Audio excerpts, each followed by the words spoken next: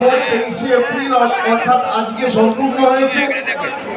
দ্বিতীয় এবং শেষ দফার ভোট আগামী 29 এপ্রিল। কালকে সারাদিন আমার কর্মসূচি ছিল, ফিরতে ফিরতে রাত হয়েছে।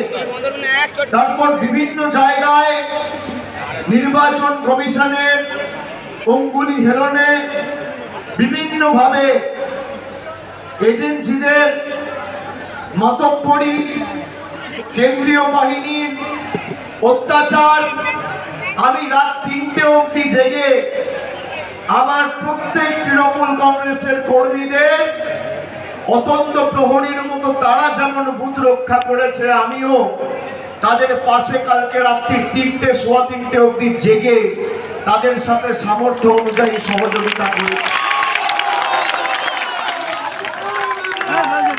3:30 ঘুমাতে গেছি, ভোর 5টায় উঠেছি।